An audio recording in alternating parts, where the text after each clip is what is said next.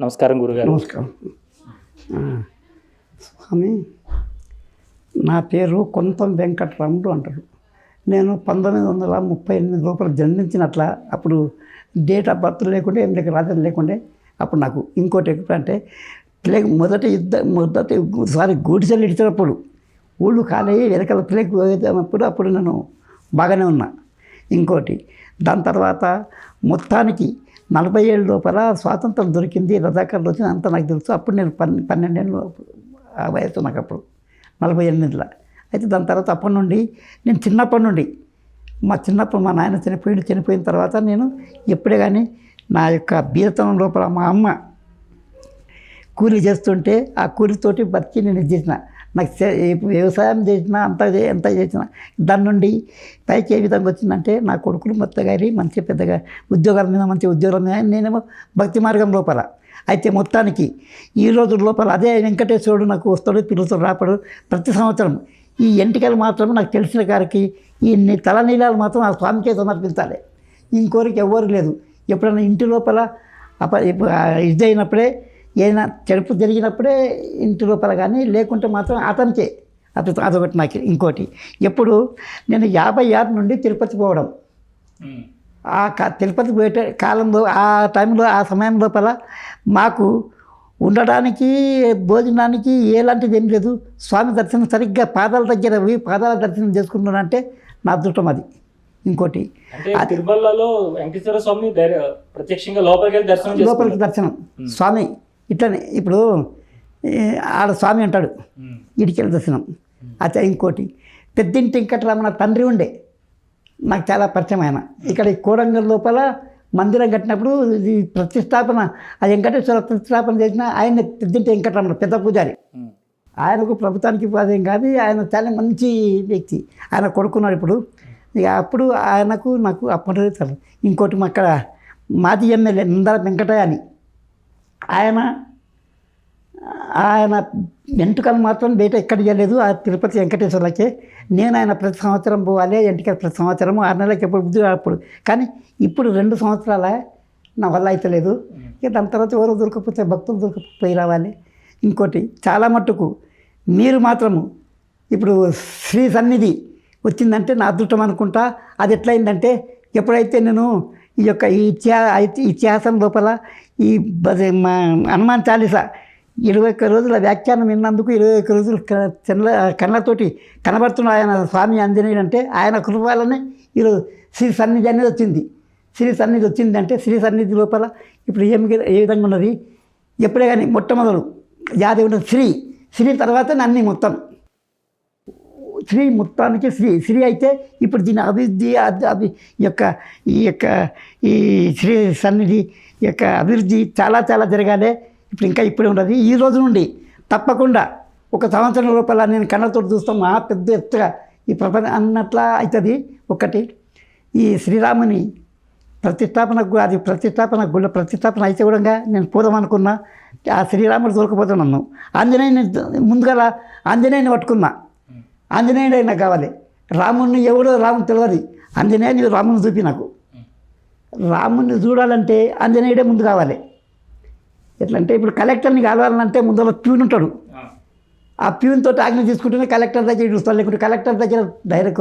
అందుకోసమే మొట్టమొదలు ఆ యొక్క భయాలను పోగొట్టేవాడు, భయం అనేది నిర్మూలన చేసేవాడు ఒక ఆంజనేయుడే. ఎప్పుడే కానీ ఎంత రాత్రికి ఆ యొక్క రాత్రి అర్ధరాత్రి పూట భయం, దొంగలు ఉన్నారు, వాళ్ళు ఉన్నారు, వీళ్ళు కొడతారు చేస్తారు అంట లోపల కొడుకోవాలంటే ఖాళీ శ్రీ బజరంగ బలిని ఈ యొక్క హనుమాన్ చాలీసా చదువుకుంటూ పోయిందంటే పని చీమ కూడా ఎలాంటిది కాదని నాకు నమ్మకమైంది, నాకు అనుభవమైంది. ఎటువంటి ఆపద సమయం లోపల కూడా ఆంజనేయుని తలుచుకుంటానంటే ఆపద పోయినాయి. ఎవరు వచ్చిందంటే ఎవరు చెప్తాడు కూడా జమం ఎవరు వచ్చిండ్రు, విభీషణుడు తమ్ముడు, అది రావణాసురుడు తమ్ముడు వచ్చిండు విభీషణుడు. అయితే నాకు వాళ్ళు నమ్మరాదు. మన పగోని తమ్ముడే కానీ ఎవరే వచ్చిందంటే మన పగోడు అవుతాడు. వాడు పాము అవుతుంది, ఎక్కడ కాటేస్తుంది వద్దు అంటారు. అందరూ అంటే ఒక ఈ ఆంజనేయుడు ఇంకా ఏం ఆంజనేయ అందరు చెప్తారు వద్దు అంటారు. నీవేమంటారు అని చెప్పి రాముడు అడిగిండు. క్లుప్తంగా చెప్తున్నారు. అయితే ఆ యొక్క ఆంజనేయుడు ఏమన్నాడు, ఓహో అయితే అందరు చెప్పిన అయిపోయాయి. అయితే విభీషణుడు నమ్మతగిన వ్యక్తి, నమ్మకస్తుడు, మనకు ఆ రావణ సంహారం కావాలంటే విభీషణుడి నుండే కావాలి. విభీషణుడి సలహాలు ఉంటేనే రావణ సంహారం అయితే, లేకుంటే ఇది ఉన్నదంటే సరే అని చెప్పి అప్పుడు తీసుకుని. అయితే విభీషణుడు భయం ఉండే, ఎందుకు నన్ను రాముడు ఎందుకు తీసుకుంటాడు లేదు అంటే ఆంజనేయుని వల్ల విభీషణుని భయం పోయింది అన్నట్లు. ఇప్పుడు చెప్పేది ఎంత ఏమంటే సుగ్రీవుని భయము ఆంజనేయుని వల్ల రెండవది విభీషణునికి ఆంజనేయుని వల్ల భయం బాయ్. దాని తర్వాత మూడోది చెప్తే అంటే అబ్బా ఇప్పుడు ఎటువంటిది ఆ మూడో భయం. ఈ ఆంజనేయుడు ఏం చేసిండు, అట్లనే రామ నాకు వరం ఇయ్యి, నన్ను ఎవరు తలుస్తారు వాళ్ళ ఎటువంటి వాళ్ళని వాళ్ళ భయాలు కూడా పోగొట్టు.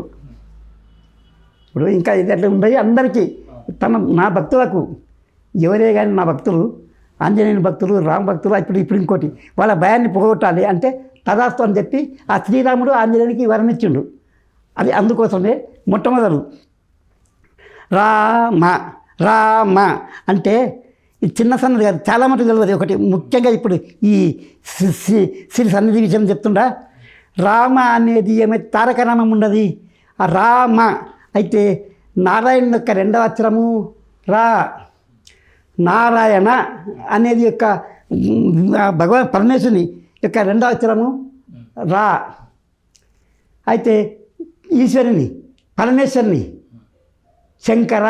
అయితే పరమేశ్వరుని నమశివాయ పంచాక్షరి నమశివాయ. అయితే రెండో అక్షరం మా. అయితే ఇక్కడ రా, ఇక్కడ మా. అయితే రామ ఎవరు రామైంది. అయితే ఇక్కడ విష్ణు ఈశ్వరుడు ఇద్దరు కలిస్తేనే అట్లా. విష్ణు ఎవరు ఈ విధంగా చెప్తే ఇప్పుడు ఇక్కడ అడ్డం తిరిగే విష్ణు ఎవరు, విష్ణు మనకు తల్లి. మోహిని అంటారు, మోహిని ఎవరు పరమేశ్వరుడు విష్ణువే, చాలా తెలియదు.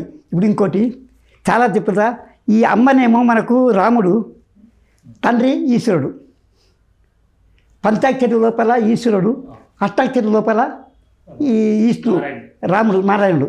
అయితే దానికి ఒకటి దృష్టాంతము. ఈ యొక్క రామనామ స్మరణ లోపల ఏమైతే ఉండదు, రా అంటే నోరు తెస్తాం మనం, రా అన్నప్పుడు బొడ్డు చెల్లి ఈ మూలాధారం చెల్లి రా అని వస్తుంది ఆ శబ్దము. అయితే మా అంటే మూసుకపోతుంది పెదవులు. అయితే రా అనేది మన లోపల పాపాల మనం చేసిన పాపాలన్నీ పోవాలి, మళ్ళీ రావాలంటే నేను మూసుకున్నాలి. రామనామం లోపల అంటున్నది. ఇంకోటి ఒకటి చిన్న ఉదాహరణ చెప్ప, తిరుపతి పోయినారు కదా మీరు అందరు పోయినరు, మొత్తం తిరుపతి చాలా మటుకు పోయినరు. పోయిన అందరూ అవుతారు కానీ కొందరు జ్ఞానులకి తెలిసి మహిమ తిరుపతి లోపల వెంకటేశ్వర. అది తిరుపతి వెంకటేశ్వర లోపల గర్భగుడి మీద ఏం వాహనాలు ఏముండయి, వాహనాలు. ఇప్పుడు వాహనాలు అంటే ఇప్పుడు కొంతమంది శక్తి ఆలయానికి శివం ఉంటుంది, లేక నారాయణునికి ఆంజనేయ ఉంటాడు, శంకరునికి నంది ఉంటుంది. ఇట్లాంటి గర్భగుడి మీద ఉంటాయి కదా 4 వంకల, అవి ఏముండయి వెంకటేశ్వర్లకు తిరుపతిలో. గరుడు అబ్బా తండ్రి గదే వచ్చింది. ఇప్పటికి తిరుపతి లోపల సింహాలు ఉన్నాయి, గర్భగుడి మీద 4 మూలలకు 4 సింహాలు. సింహవాహనం ఏం వరకు సింహం ఎవరికి వాహనం, ఆదిశక్తికి. ఇప్పుడు ఆదిశక్తికి చాలా మట్టుకు ఎవరికి తెలియదు ఒక విషయం. ఇంకోటి ఆదిశక్తి వాహనం ఏమి సింహవాహనం ఎవరు, ఆదిశక్తి. ఆదిశక్తి అంటే ఎక్కడైతే జగన్మోహనుడు. అయితే ఆ యొక్క ఇప్పుడు చాలా మట్టుకు కొందరు ఏం చేస్తారు, హరిహరపుత్ర అయ్యప్ప అన్నందుకు కొందరికి వాడు ఎట్లా వాళ్ళ పేర్లు చెప్పలే కానీ నేను అది ఎందుకు అనుకున్నా అది. అయితే అయ్యప్ప హరిహరపుత్రుడు, అరే హర. ఇక్కడ హరి అంటేనేమో విష్ణువు, హర అంటే శివుడు. ఇద్దరికి ఇట్లా పుట్టిందంటారు కొందరు చాందాసవాదులు మన హిందూ ధర్మం తెలుగులో అంటారు. అయితే చాలా మట్టుకు జగన్మోహన్ అవతారం లోపల ఆ యొక్క ఇండియా పెద్ద కథ అజయపరి పోని. అయితే అయితే ఇప్పుడు వెంకటేశ్వర కాడ చెప్పిందో, తిరుపతి వెంకటేశ్వర కాడ ఎప్పుడైతే వాహనాలు సింహాలు ఉండవో, ఇప్పుడు తెలిసిన వాళ్ళకు ఇప్పుడు చాలా మట్టుకు గోవిందా వెంకటేశ్వరుని మొక్కొస్తారు. కానీ వెంకటేశ్వరునికి ఇంతకు ఈ నుండి పచ్చకర్పూరం పెడతారు నామాలు, అది ఎవరికి తెలియదు. కండెందుకు కనబడ వెంకటేశ్వరుని కండవతాయి. ఎప్పుడైతే స్వాస్థంగా నిజదర్శనం అప్పుడు అయితే కనబడతాయి. అప్పుడు అవతారం శక్తి అవతారమే. ఇప్పుడు ఆది లక్ష్మి అవతారమే, శక్తి అవతారమే అది ఆయనకు. అందుకని సింహాలు ఉన్నాయి. అంటే ఇది మట్టుకు వెంకటేశ్వర అంటే అందరూ వెంకటేశ్వర విష్ణు అంటాడు. కరెక్టే, వెంకటేశ్వర విష్ణువే. కానీ అక్కడ ఏం చెప్పి తిరుపతిలో ఏం చెప్పించినట్టు ఆ యొక్క ప్రపంచానికి జగన్ మొహం లోపల, ప్రపంచాన్ని మొత్తం మొహం లోపల నింపాలి, నా దగ్గర నా భక్తులు రావాలని చెప్పి అది అవతారం అది ఆయనది. చాలా మట్టుకు ఇప్పుడు ఎవరికి తెలియదు, జ్ఞానులకు తెలుస్తుంది. ఇక అందరికీ నేను తెలియంగా నాకు ఎవరు చెప్తులు గురువులు చెప్పినా. ఇంకోటి ఒకటి సత్యం గారు తెలుసుకోండి, తిరుపతి లోపల పోతే సింహవాహనాలు ఎందుకుంటాయని చెప్పి కొంత ఆలోచన అయింది. అడుగు చెప్తారు, వాళ్ళే చెప్తారు, నాకన్నా పెద్ద ఉంటుంది. ఇంకోటి ఆ శిఖరం మీద ఏమున్నది, ఆ తిరుపతి యొక్క మంటపం ఇది కట్టిందంటే అది ఎప్పుడైతే ఆ తిరుపతి వెంకటేశ్వర వెంట పోయి ఈ చెరువు కట్టి ఆ యొక్క వెనక భాగంలో గుడి వెనక ఇట్లా చెరువు కడితే ఆ యొక్క విరజా నది అనేది ఆ వాహనం ఆ సముద్రం చెట్ల వాహనం ఇప్పటికి చివరకు వస్తుంది. అయితే వెంకటేశ్వర పాదాల దగ్గర నది ఉన్నది, ఆ నది పారుతున్నది నీళ్ళు. అయితే అదే పుష్కరంలోకి వస్తుంది. అయితే బ్రాహ్మణులు మొన్న ఒక 50-60 ఏళ్ళ కిందటనేమో దానికి అడ్డం వేసి అది బంద్ చేసిండ్రు. అయితే జగన్మోహన్ ఎప్పటికీ కాళ్ళ లోపల ఉండాలి. ఆ తల్లి భూమి లోపల నుండి ఏమి వెళ్తుంది, పంచభూతాల భూమిలోకి వెళ్ళి ఏం వెళ్తుంది, నీళ్ళు వెళ్తాయి. మనిషికి జీవనాధారం కావాలంటే భూమి, అగ్ని, వాయువు ఇవి కావాలి. 5 ఆ వెంకటేశ్వర దగ్గరనే 5 ఉండే ఆడ. ఇంకోటి ఓంకార శబ్దం ఏమైతే ఓ